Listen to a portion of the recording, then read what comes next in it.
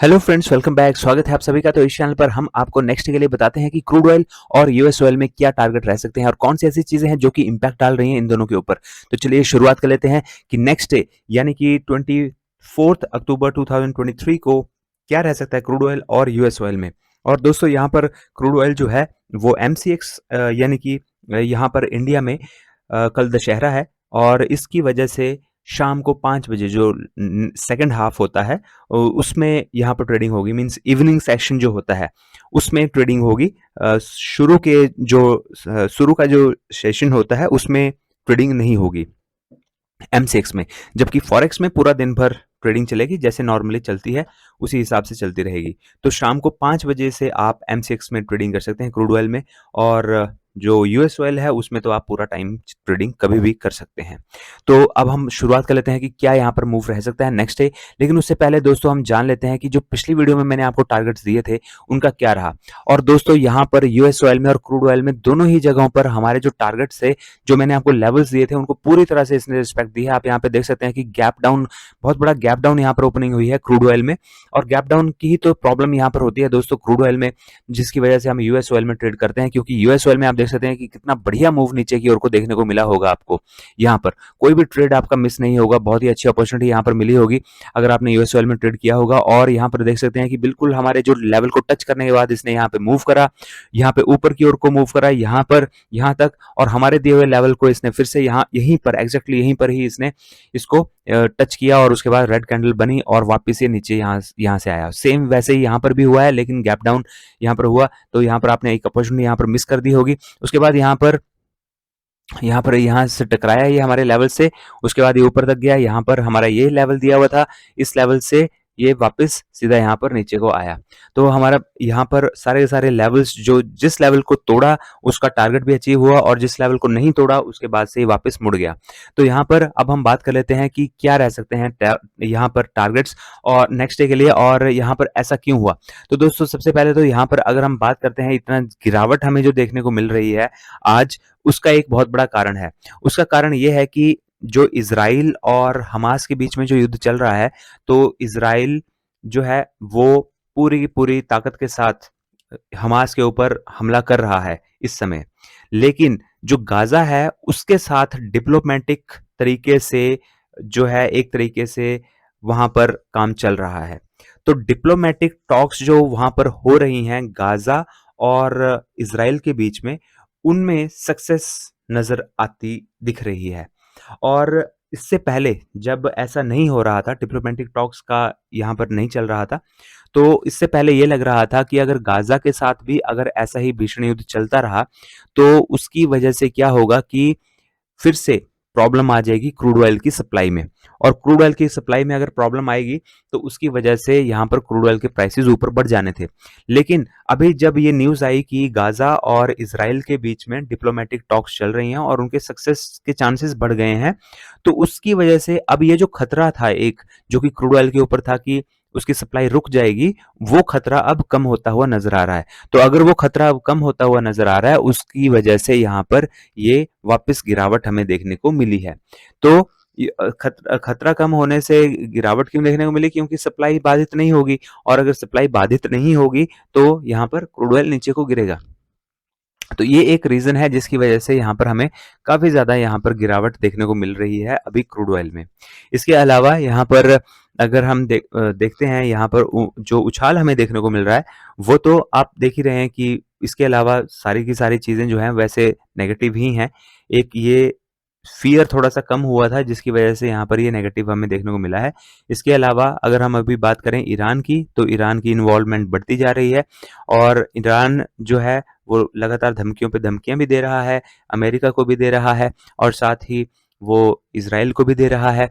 तो यहाँ पर अगर वो इसमें आता है, इन्वॉल्व हो जाता है इस युद्ध में, तो उसकी वजह से काफ़ी ज़्यादा सप्लाई में दिक्कत आएगी और उसकी वजह से क्रूड ऑयल और ऊपर की ओर को भी जा सकता है। लेकिन प्रॉब्लम दोस्तों ये है कि क्रूड ऑयल जितना ऊपर जाएगा उतना वर्ल्ड की इकोनॉमीज के लिए खतरा बढ़ता जाएगा।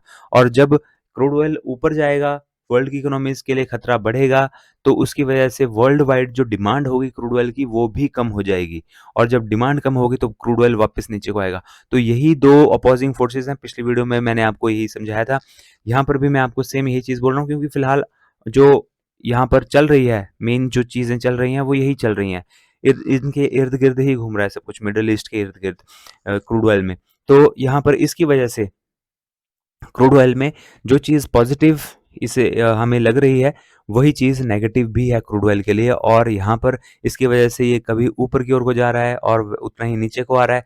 थोड़ी सी पॉजिटिव न्यूज़ आ रही है कोई अलग सी, तो उसकी वजह से बहुत ज़्यादा रिएक्ट कर रहा है। अगर कोई नेगेटिव न्यूज़ आ रही है तो उसका भी बहुत ज़्यादा रिएक्ट कर रहा है यहाँ पर। तो आप देख सकते हैं कि इतना ज़्यादा रिएक्शन यहाँ पर इसने नेगेटिव साइड को दे दिया है अभी। लेकिन यहाँ पर हो सकता है कि ये ज़्यादा देर तक अब ना रहे, क्योंकि काफ़ी ज़्यादा इम्पैक्ट इसका पड़ चुका है। तो अब वापस ये हो सकता है कि ऊपर की ओर को जितना इसने डाउन साइड को आया है उतना रिकवरी करने को वापस ऊपर चला जाए, ऐसा हो सकता है।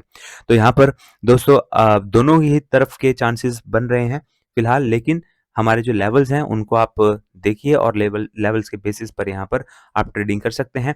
तो यहाँ पर हम पहले ऊपर की तरफ की बात कर लेते हैं। तो यहाँ पर अगर 7169 के ऊपर अगर ग्रीन कैंडल की क्लोजिंग हमें देखने को मिलती है इसके ऊपर, तो फिर हमारा नेक्स्ट टारगेट यहाँ पर 7201 का रह सकता है। और इसके ऊपर भी अगर ग्रीन कैंडल की क्लोजिंग आती है 1 आवर के टाइम फ्रेम की, तो नेक्स्ट टारगेट 7230 रह सकता है। और इसके ऊपर भी ग्रीन कैंडल की क्लोजिंग आती है तो 7260, और इसके ऊपर भी ग्रीन कैंडल की क्लोजिंग आती है तो नेक्स्ट टारगेट हमारा 7288 का रह सकता है। और डाउन साइड के लिए जानने से पहले दोस्तों मैं आपको ये भी बता दूं कि नेक्स्ट डे यानी कि 24th को हमारा और भी डाटा आ रहा है कुछ, जो कि यूनाइटेड स्टेट से रिलेटेड है। पीएमआई से रिलेटेड डाटा अभी आ रहे हैं, बहुत सारी कंट्रीज के पीएमआई के डाटा आ रहे हैं। पीएमआई का डाटा काफ़ी इंपॉर्टेंस भी रखता है दोस्तों, क्योंकि जो यहाँ पर परचेजिंग मैनेजर इंडेक्स का डाटा ये होता है। परचेजिंग मैनेजर जो होते हैं वो क्या सोच रहे हैं अगले बिजनेस के लिए, उसके बेसिस पर ही वो रॉ मटेरियल की परचेजिंग करते हैं। तो ये डाटा काफ़ी इंपॉर्टेंट होता है और वर्ल्ड वाइड काफ़ी सारी कंट्रीज का ये डाटा आ रहा है। हमने डाटा वाली वीडियो में आपको डिटेल में बताया हुआ है, आप हमारी डाटा वाली वीडियो को डेली देखा कीजिए, क्योंकि उसमें क्रूड ऑयल से रिलेटेड बहुत सारी चीज़ें होती हैं जो कि इम्पैक्ट डालेंगी नेक्स्ट डे, और वो चीज़ें आपको पता होनी चाहिए, तभी आप एक अच्छा ट्रेड ले सकते हैं नेक्स्ट डे वेल प्लानिंग के साथ। तो अगर आपने वो वीडियो नहीं देखी है, हम डेली लेकर के आते हैं, आप उस वीडियो को भी ज़रूर देखिए। यहाँ पर आई बटन में आपको उसका लिंक मिल जाएगा, तो आप इस वीडियो को देखिए, उसमें बताया हुआ है मैंने। और सबसे इम्पोर्टेंट, शाम को 7:15 बजे यूनाइटेड स्टेट्स का डाटा आ रहा है पीएमआई का, और वो काफ़ी ज़्यादा इम्पैक्ट यहाँ पर डीएक्सवाई के ऊपर भी डालेगा, और साथ ही वो क्रूड ऑयल के ऊपर भी इम्पैक्ट डाल सकता है। तो 7:15 बजे आप उसको भी ज़रूर अपने ध्यान में रखिए। और 7:15 बजे डीएक्सवाई को अगर आप ट्रेडिंग करते हैं तो डीएक्सवाई को तो देखिए, लेकिन यूएस ऑयल और क्रूड ऑयल को भी आप ज़रूर देखिए। और यहाँ पर डाउन साइड की अब हम बात कर लेते हैं, तो 7103 का ये लेवल्स है, इसके नीचे रेड कैंडल की क्लोजिंग आने दीजिए। अगर आती है तो नेक्स्ट टारगेट हमारा 7071 रह सकता है, और इसके नीचे भी हमारा नेक्स्ट टारगेट 7044 का रह सकता है अगर ये लेवल ब्रेक होता है तो। और यहाँ पे आप देख सकते हैं दोस्तों, यहाँ पर इसे सपोर्ट मिला हुआ है पहले भी इस लेवल के आसपास, यहाँ पर पहले भी यहाँ से ये वापस ऊपर गया है। और अगर हम यहाँ की बात करें तो यहाँ पर भी ये काफ़ी टाइम तक रहा है, थोड़ा सा नीचे गया यहाँ से, लेकिन उसके बाद वापस ये ऊपर की ओर को, काफ़ी ऊपर की ओर को यहाँ पर गया है। और यहाँ पर भी आप देख सकते हैं कि काफ़ी देर तक इस एरिया में रहा, उसके बाद ऊपर की ओर को यहाँ पर गया। तो ये जो इसका एक लेवल है, ये लेवल और उसके बाद ये लेवल, ये काफ़ी इंपॉर्टेंट लेवल है। यहाँ से ये वापस ऊपर की ओर को जा सकता है, इस लेवल को छू लिया है इसने। लेकिन अगर इसके नीचे रेड कैंडल की क्लोजिंग देता है तो ये मैक्सिमम इस लेवल तक जा सकता है, और उसके बाद बहुत चांसेस बढ़ जाएंगे कि वापस ऊपर को जाए। तो चांसेस इसके उस केस में बढ़ सकते हैं, क्योंकि फोर्सेस जो हैं वो डाउनवर्ड और अपवर्ड दोनों ही फोर्सेस हैं। फिलहाल मैंने आपको एक्सप्लेन कर दी हैं वो। अब हम स्विच कर लेते हैं कि यूएस ऑयल में हमारे क्या टारगेट रहेंगे। और यूएस ऑयल में यहाँ पर जैसे कि मैंने आपको बताया, गैप अप और गैप डाउन की समस्या नहीं आती।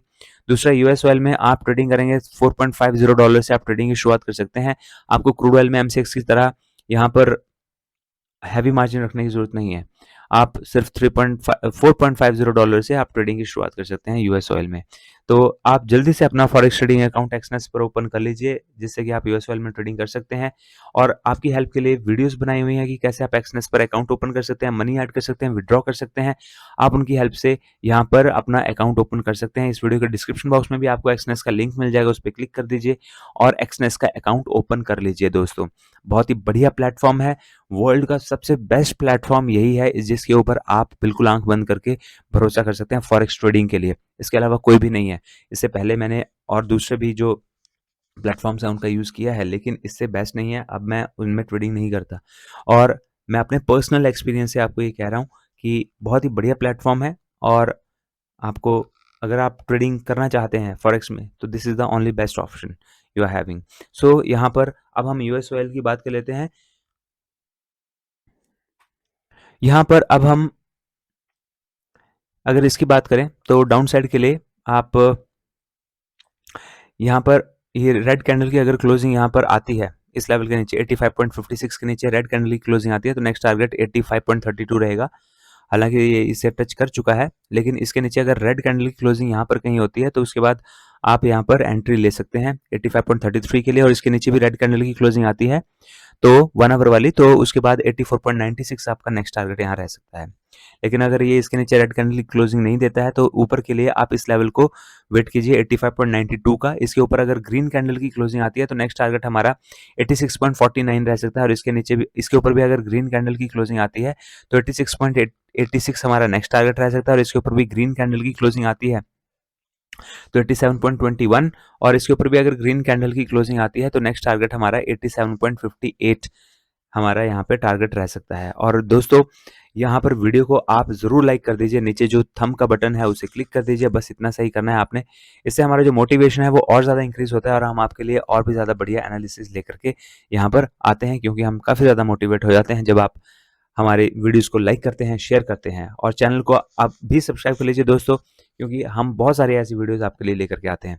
तो दोस्तों मिलते हैं अगले वीडियो में, और ये वीडियोस आपको सिर्फ एजुकेशन पर्पस के लिए बनाई जा रही हैं। हम सेबी रजिस्टर्ड फाइनेंशियल एडवाइजर्स नहीं है, तो ट्रेड लेने से पहले अपने फाइनेंशियल एडवाइजर से आप जरूर सलाह लीजिए। तो दोस्तों मिलते हैं अगले वीडियो में। Till then have a nice day, goodbye and stay safe.